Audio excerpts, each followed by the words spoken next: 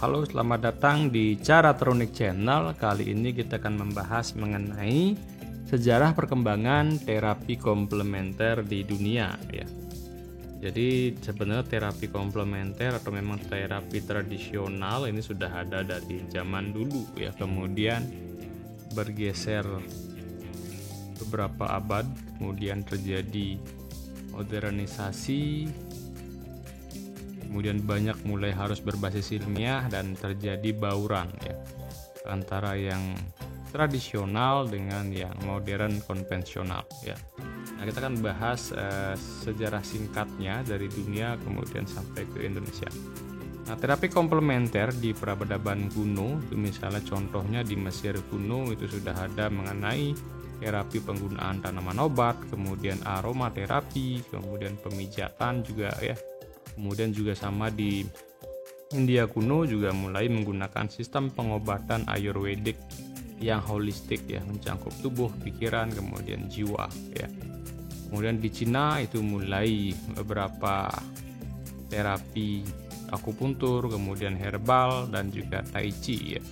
Kemudian di Yunani juga terapi komplementer ini ya seperti teori humoral Hippocrates dan penggunaan tanaman obat. Jadi sebenarnya dari zaman dahulu sudah ada model pengobatan yang sangat tradisional, tidak seperti sekarang ya, bahwa based on data-data ilmiah, tapi memang sudah digunakan zaman dulu dalam penanganan masalah kesehatan ya. Dan begitu berubah zaman ya, jadi ke abad pertengahan dan abad atau disebut dengan Renaissance ya. Abad pertengahan itu dominasi itu berubah ya. Dominasi pengobatan berbasis tanaman dan doa itu berubah ke sana dominasinya ya. Kemudian pada abad 14 dan 17 atau Renaissance ya, itu kembalinya minat pada ilmu pengetahuan, praktek tradisional tetap bertahan ya. Nah, jadi terjadi mulai pergeseran karena adanya pesatnya perkembangan ilmu pengetahuan. Kemudian mungkin mulai zaman industri gitu ya, yang dulunya adalah berbasis pertanian ya, sangat tradisional ya, semua pengobatan itu berbasiskan alam gitu ya. Lama-kelamaan bergeser ya seiring berjalannya waktu dengan perkembangan industri, kemudian mulai tumbuh industri farmasi ya, mulai bergeser. Kemudian zaman dulu itu juga adalah peran para biarawati ya, banyak biarawati yang menjadi perawat dan herbalis. Nah, itu abad pertengahan dan abad Renaissance ya. Kemudian abad modern, pertumbuhan dan pengakuan ya, pada abad ke-20 ya, itu munculnya pengobatan modern dengan pesatnya ilmu pengetahuan, semua berbasis ilmiah ya. Kemudian minat terapi komplementer juga tetap ada ya. Kenapa tetap ada ya? Karena mereka merasakan bahwa manfaat terapi komplementer yang holistik dan dia mengobati lebih humanis, kemudian lebih kompleks dan juga menyeluruh ya, itu menjadi pilihan mereka. Bahkan pasca Perang Dunia Kedua itu meningkatnya minat masyarakat pada kesehatan holistik ya. Kemudian pengakuan resmi, beberapa negara mulai mengakui dan mengatur praktek komplementer. Jadi karena memang terapi-terapi ini tetap eksis ya, akhirnya beberapa negara mengadopsi sistem kesehatan yang dikombin gitu ya, dikombin dengan terapi konvensional dan diterapi dengan terapi komplementer.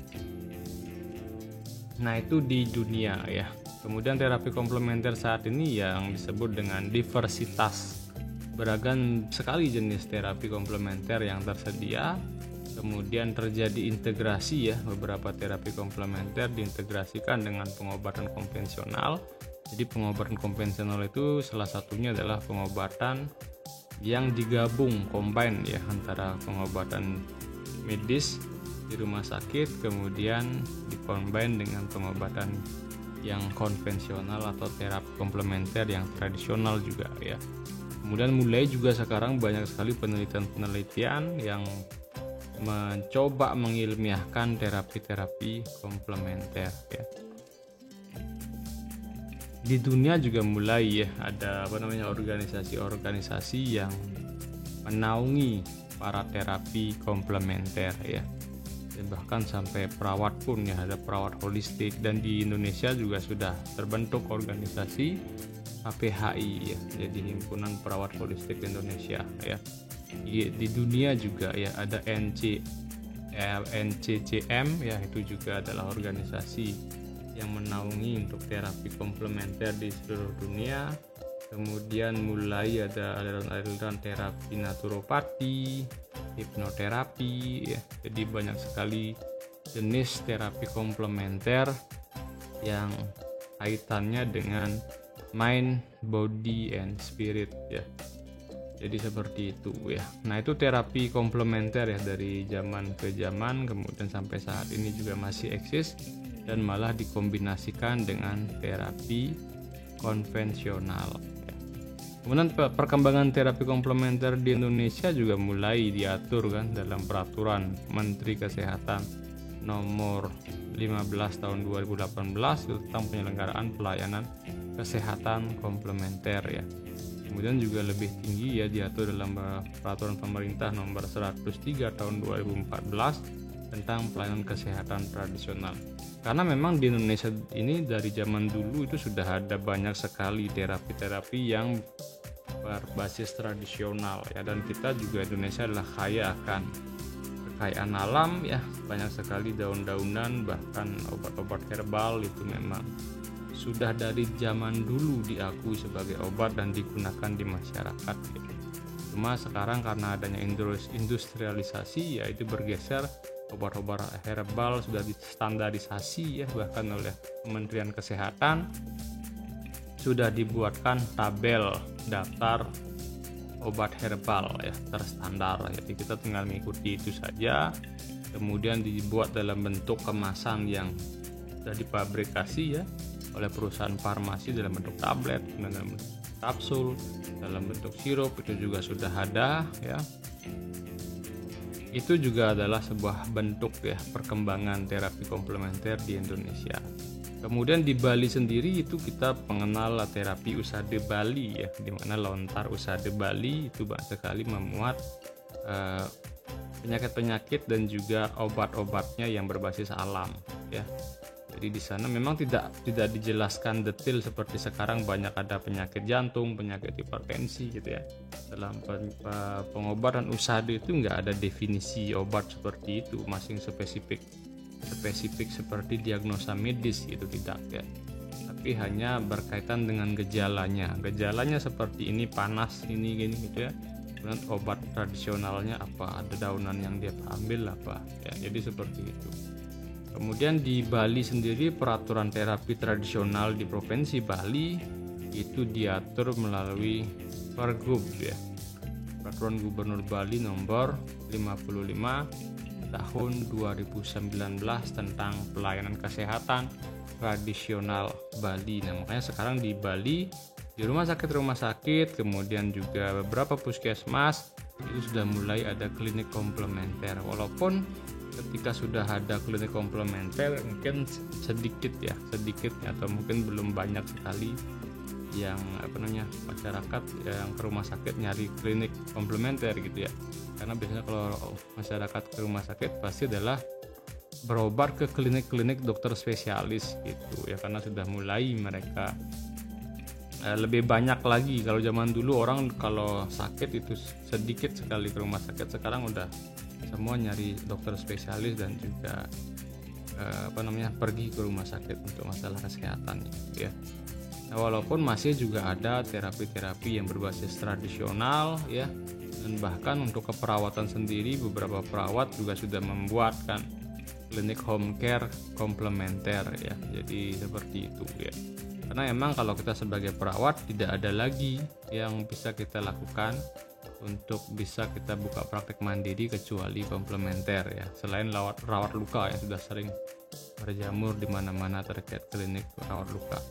Nah, kalau yang komplementer karena perawat nggak secara undang-undang tidak diperbolehkan untuk memberikan atau meresepkan obat itu adalah wewenang dokter ya, jadi bukan perawat yang meresepkan. Jadi kalau misalnya mau kalian memberikan obat ke pasien ya, obat resep, dan meresepkan obat, memberikan obat kimia, itu nggak boleh seorang perawat, dan di tempat prakteknya pun tidak boleh ada obat ya. Nah, makanya salah satu caranya adalah membuat home care dengan terapi komplementer. Terapi komplementer banyak ya, jadi ada terapi bekam, kemudian terapi akupuntur, akupressure ya, kemudian massage ya, terapi pijat, kemudian mungkin bisa menggunakan terapi energi, kalian harus belajar reiki gitu ya, dan mungkin yoga, kalian buka mungkin praktek yoga gitu ya, walaupun itu tidak bersifat untuk pengobatan tapi juga lebih ke wellness atau pencegahan terhadap sakit. Kemudian kalian juga bisa buka kelas untuk meditasi ya, rutin setiap hari atau per minggu gitu ya. Nah, itu bisa kalian buka untuk terapi-terapi komplementer seperti itu ya. Dan juga jenis terapi-terapi yang sudah menggunakan alat-alat canggih gitu ya, menggunakan hyperbaric chamber ya, jadi alat-alat yang sudah ada yang bisa kalian gunakan. Nah, itu mungkin ya beberapa sejarah singkat terkait dengan terapi komplementer di dunia, kemudian sampai dengan di Indonesia. Memang kalau sama seperti terapi bekam itu sebenarnya sudah ada dari zaman dari Timur Tengah ya, itu terapi bekam, sampai ada gambar seperti ini ya. Kalau ini adalah gambar dulu zaman tradisional di Timur Tengah, itu orang melakukan terapi bekam gitu ya. Ini adalah gambar-gambar pengobatan tradisional terapi bekam ya. Nah, kemudian tidak hanya itu saja, di Bali juga ya. Di Bali itu tubuh manusia dengan usaha di Bali itu tidak digambarkan dengan nama-nama organ ya, tapi dibuatkan aksara Bali ya. Kalau paru-paru aksaranya adalah sang, kemudian bang, jadi seperti itu ya. Jadi semua organ itu punya nama aksaranya masing-masing. Walaupun tidak dijuluki dengan terapi, atau kalau sekarang ya jantung dijuluki dengan jantung, tapi dibuatkan aksara Balinya ya, dibuatkan rarajahan tulisan Bali, dan itu bisa untuk sebuah pengobatan, terapi pengobatan juga ya. Karena memang kalau pemahaman holistik terapi komplementer bahwa tubuh fisik itu tidak hanya fisik, tapi juga ada energi yang mengalir di seluruh tubuh ya. Jadi itu yang harus diseimbangkan, sehingga kalau energinya mengalir seimbang dan lancar, maka tubuh manusia juga akan sehat. Jadi seperti itu. Nah, itu konsep holistik yang sudah saya jelaskan sebelum di video sebelumnya, dan ini sejarah singkat yang saya jelaskan, walaupun saya nggak jelaskan secara detail ya, bagaimana sejarah terapi komplementer ya. Yang penting bahwa terapi komplementer ini sudah ada dari zaman dahulu, yang kemudian mulai digalakkan lagi ya. Memang tergerus akibat dari pengaruh barat ya, setelah pesatnya perkembangan ilmu pengetahuan berbasis ilmiah, itu orang mulai bermigrasi ya, dari terapi yang dulunya bersifat tradisional ke terapi yang bersifat konvensional ya. Walaupun sebenarnya dalam terapi yang konvensional itu tidak menjamin 100% juga seseorang bisa sembuh ya, sehingga banyak sekali akhirnya orang bermigrasi lagi mencari terapi tambahan ya. Misalnya hipertensi, orang harus seumur hidup melakukan terapi konsumsi obat anti hipertensi. Dan juga di terapi medis konvensional ya, solusinya adalah bergantung dengan industri farmasi gitu ya, bergantung dengan itu, sehingga mereka mencari-cari gimana caranya biar bisa lepas gitu ya, atau bisa dikombinasikan gitu ya, sehingga efeknya untuk mencegah terjadinya komplikasi tidak cepat terjadi, atau malah bisa menghilangkan terjadinya komplikasi dan meningkatkan kualitas hidup pasien. Nah, jadi seperti itu ya untuk terapi komplementer ya. Nanti silahkan kalian komentar ya di bawah, kemudian jangan lupa juga di like, kemudian share juga video ini sebanyak-banyaknya. Yang belum subscribe juga silahkan di subscribe. Saya ucapkan terima kasih sudah menonton secara penuh video ini. Sampai berjumpa kembali di video selanjutnya.